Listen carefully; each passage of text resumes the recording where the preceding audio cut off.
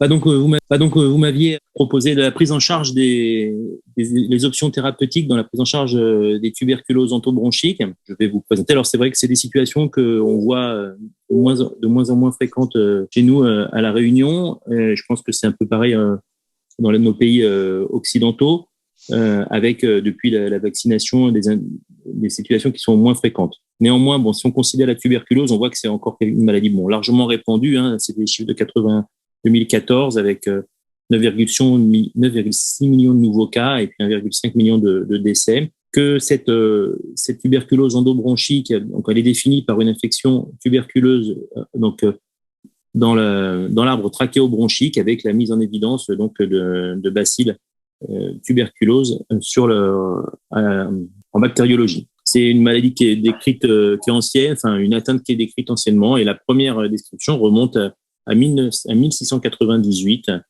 par Richard Morton, un médecin anglais. Donc l'évolution est variable, ces lésions vont de la régression complète, et la principale complication et la chose à éviter, c'est l'évolution vers une sténose trachéobronchique. Donc le plus important, c'est donc de traiter d'une part dès que possible la tuberculose maladie, et puis de voir comment on peut prévenir ou traiter la présence de ces sténoses bronchiques. L'atteinte endobronchique, elle est difficile difficile. Elle n'est pas souvent mise en évidence parce que d'abord le diagnostic, il est souvent suspecté maintenant sur la radiologie, et on a des données bactériologiques sur ou les tubages ou des crachats, et le recours à l'endoscopie, il est dans nos régions quand même moins fréquent pour le diagnostic de la tuberculose. Et donc probablement on sous-évalue peut-être l'incidence de ces lésions endobronchiques compte tenu du moindre recours à l'endoscopie diagnostique dans les tuberculoses pulmonaires actuellement. Donc, ce qu'on sait, c'est qu'il semble y avoir une prédominance féminine sur ces atteintes endobronchiques, plutôt chez la femme, dans les deuxième et troisième, dans les 20e et 30e années de vie, et que elles sont majoritairement donc plus présentes, et c'est dans ces âges-là qu'on retrouve la majorité de ces atteintes endobronchiques.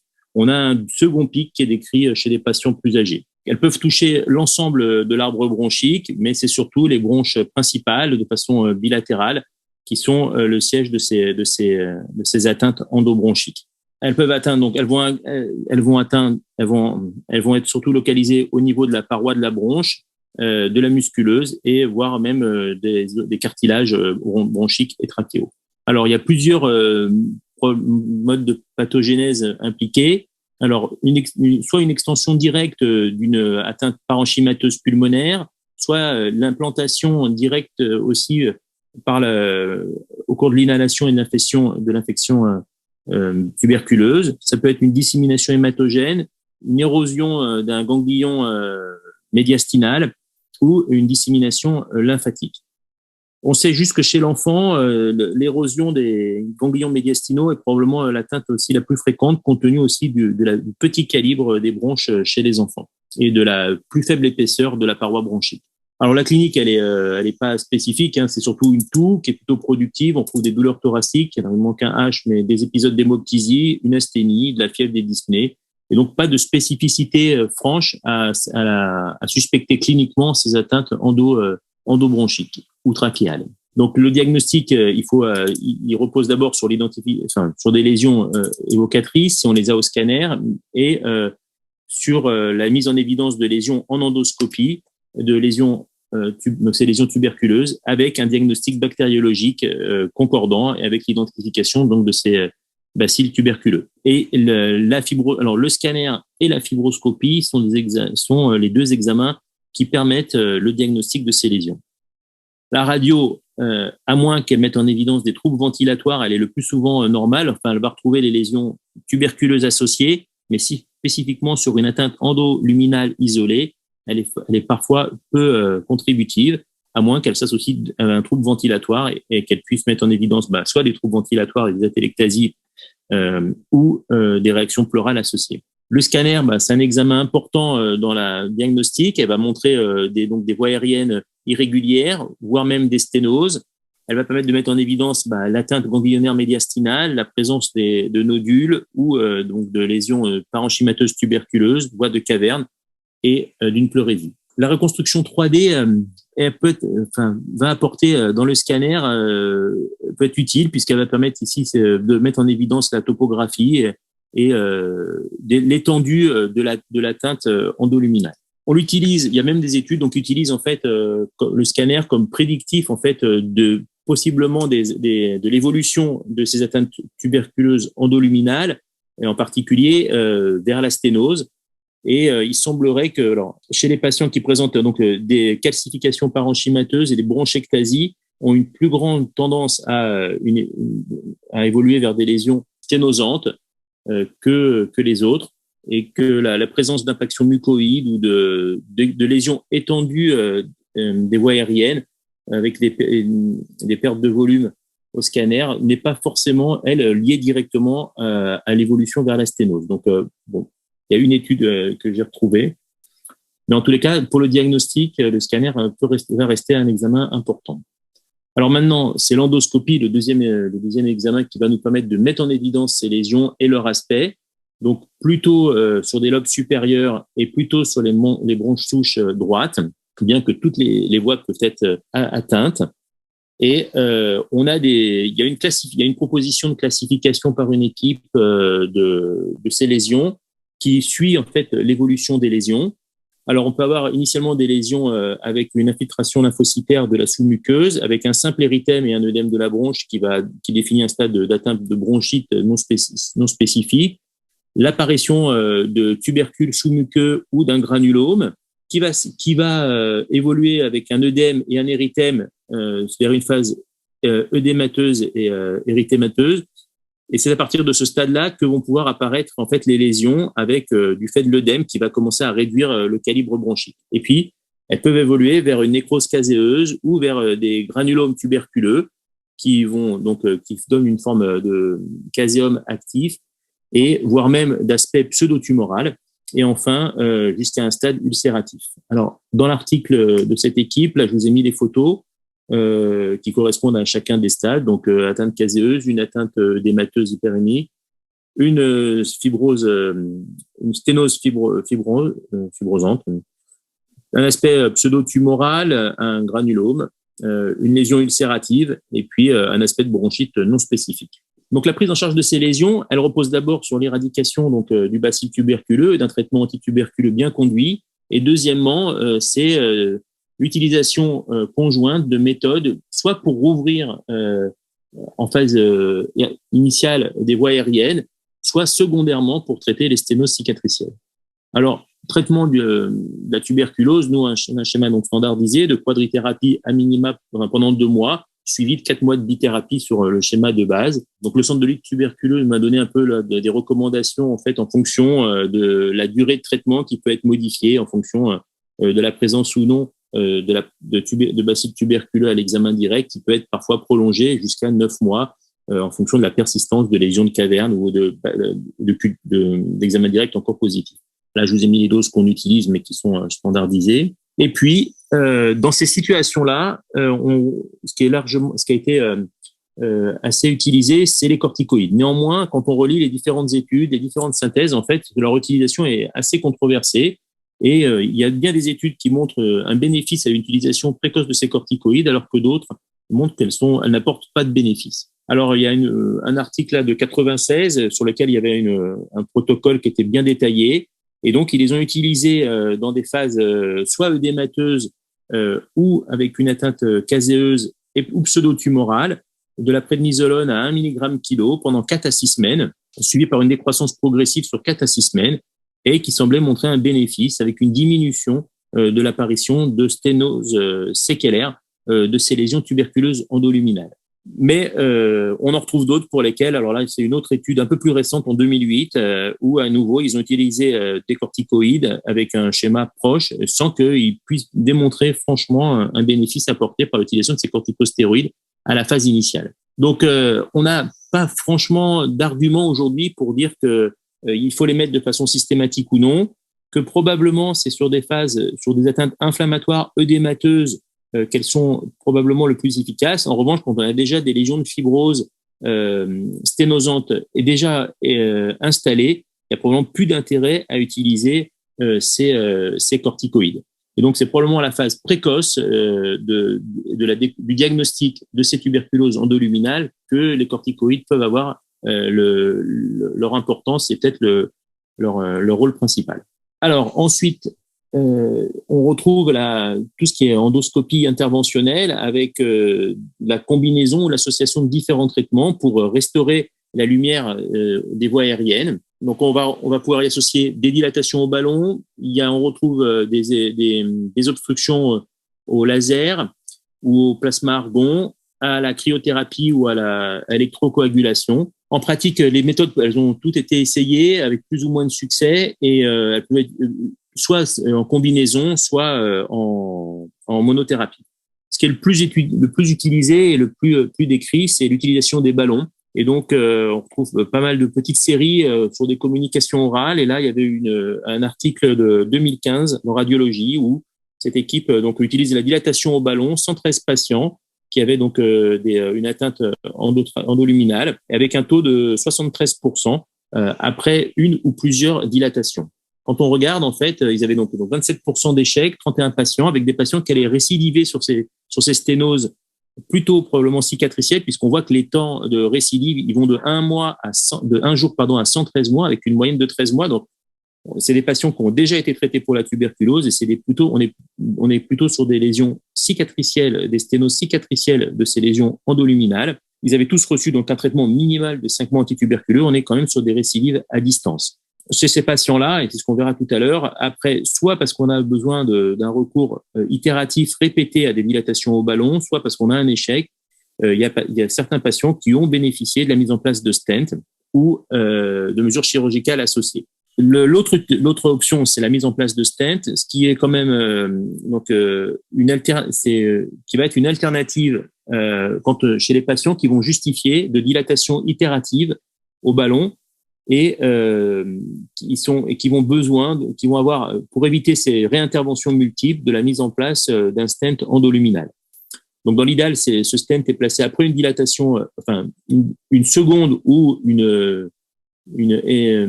ou plus de dilatation au ballon et qui va permettre la mise en place de ce stent. Et donc, on va préférer, là encore, la mise en place d'un stent amovible pour éviter éventuellement les complications au long terme ou le remplacement de celui-ci quand il est justifié. Donc ça, je crois que ça a été bien détaillé auparavant. Il y a d'autres modalités qui ont été utilisées. Alors, on trouve beaucoup de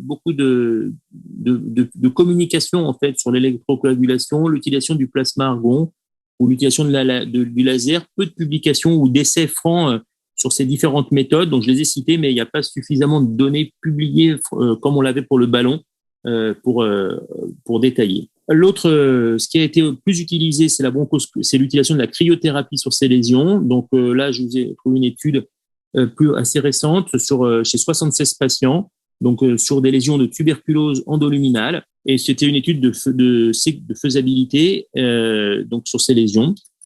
Donc, vous voyez ici, donc on a les topographies des traitements, l'association donc à un traitement antituberculeux.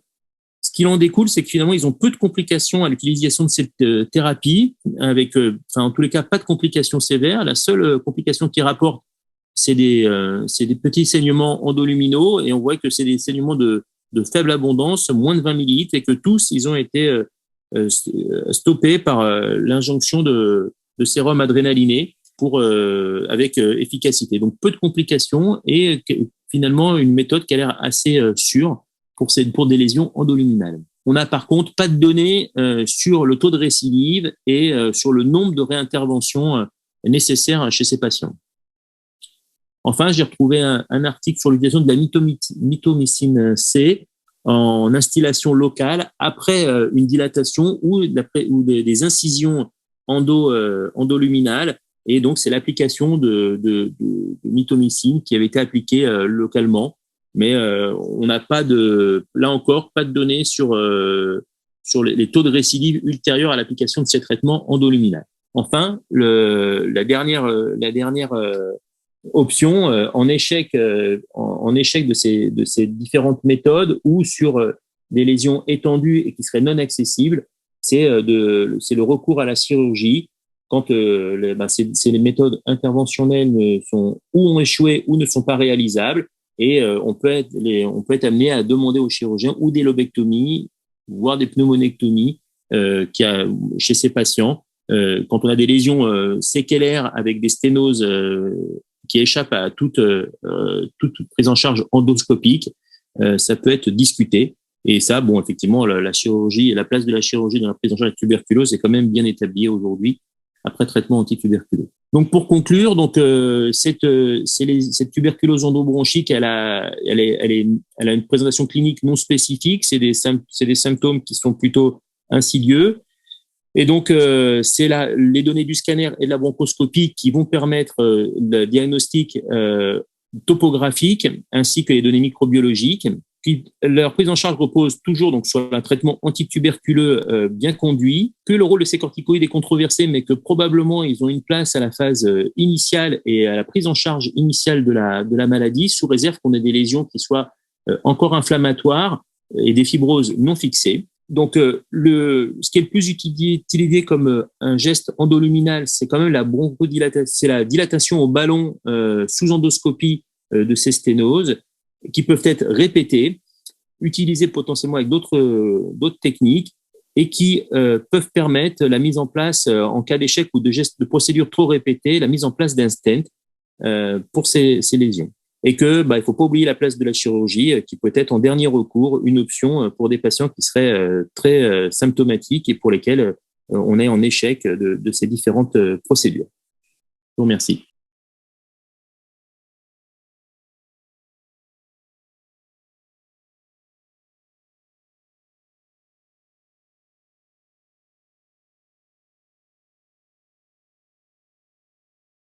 Merci beaucoup, Virgile. Très instructif également et complémentaire à la présentation précédente. Est-ce qu'il y a des questions? Tuberculose endobronchique, est-ce que vous avez beaucoup de cas dans votre région? Alors nous, à La Réunion, on avait une patiente historique qui présentait des séquelles qui étaient dilatées au ballon, mais de façon itérative, mais c'était assez espacé. C'était tous les 2 à 3 ans qu'elle se reformait. Bon, elle est décédée, mais c'était pour moi le seul cas qu'on avait encore là qui justifiait une réintervention. Depuis les prises en charge et la mise en route des traitements antituberculeux. Alors c'est vrai qu'on fait moins d'endoscopie, c'est ce que je disais au départ, mais on a finalement peu de séquelles sténosantes chez l'ensemble de nos patients.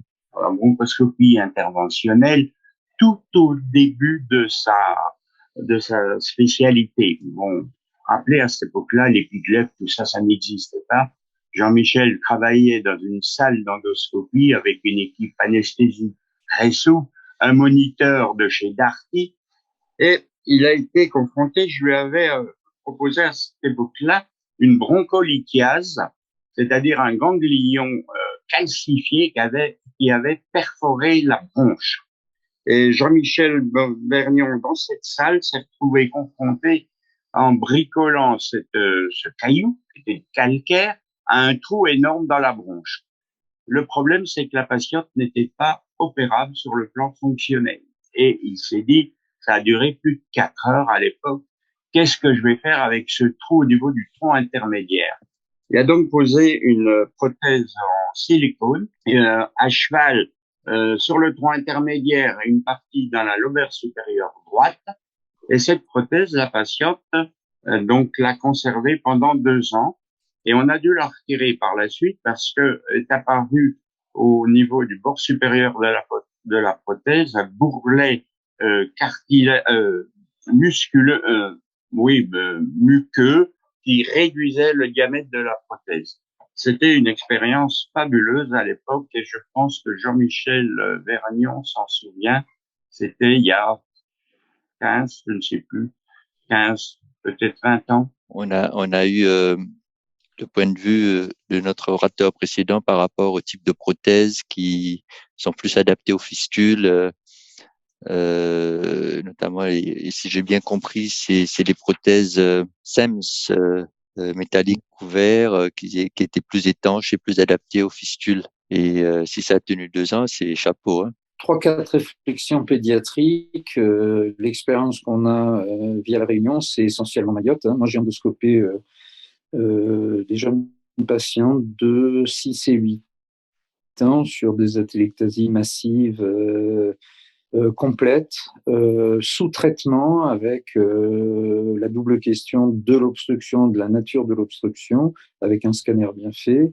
Dans les deux cas, on a pu rétablir en fait la perméabilité des voies aériennes, parce que souvent chez l'enfant, c'est une compression extrinsèque.